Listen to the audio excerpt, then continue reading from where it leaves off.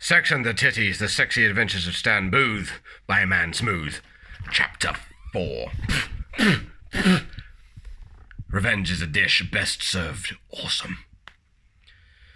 Chiseled chest shining in the moonlight like a sexy bear, Stann Boothe dropped his brush artfully into a tin of paint with an erotic sploosh. Bending over, he scooped up a hot woman and quickly made sex with her.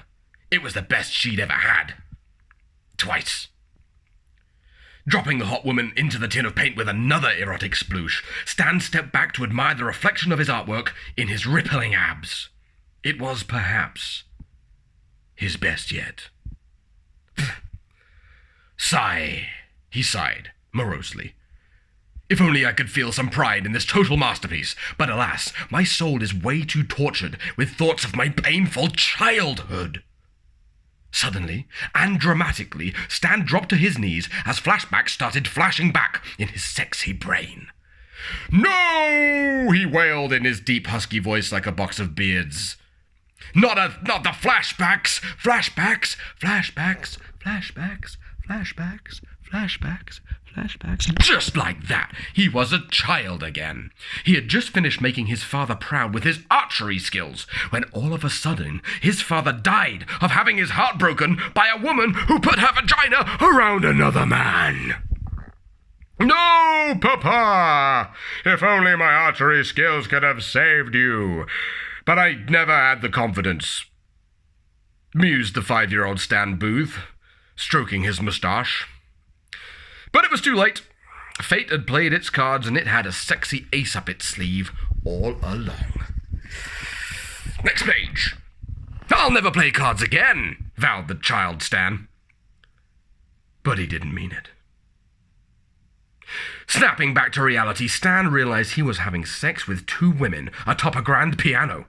His balls were slapping against the keys, bashing out a simple Mozart. Such was his prowess in music. And sex. "Oh, misery!" he coughed through a mouthful of vagina, and reaching for his wallet, he beat the women away with its weightiness. In his absent-mindedness, he carelessly cudgeled one of them into unconsciousness, because he is so strong and rich with money.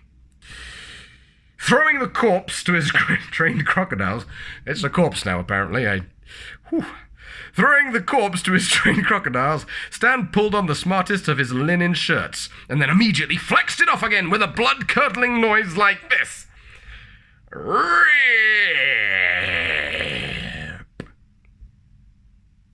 It ripped. The flashbacks were flashing back all over again. He was a child once more in the flashback, and this time he was peeking through the keyhole in his mother's bedroom door. What did he see? A lot. Sex was happening right there. No! Wailed Stann like a child, which he was. "What are you doing, Mama?" "Shut up, Stann. I am having sex with 100 men in your dead father's absence," his mother said. "Don't tell him or there'll be no supper for tea." Stann did not notice the glaring temporal inconsistency at the time, but that is because he was very young and heartbroken by seeing his mother's holes drilled by 50 burly men in swift succession. So began Stann's revenge mission, to destroy each of the men, starting with his own mother. Every year, from then onwards, he hunted down another man Every 6 months, from then onwards, until he... Wait a minute. I have a feeling. Every couple of weeks, from then onwards, Stann hunted down another man until a couple of years later, he totally completed the mission. Even as a youth, he was a starter-finisher of missions. And sex. "Now, Mother," the 7-year-old Stann boomed, "despite the fact that I was meant to kill you first, I have left you last for some reason. Possibly so the author can flex his speech-writing muscles, the only muscles in his body more powerful than his penis muscles. And his tongue muscles. And his finger muscles. And all the other muscles used for sexing. The author is good at sex. The author is Mann Smoothe. Mann Smoothe is good at sex.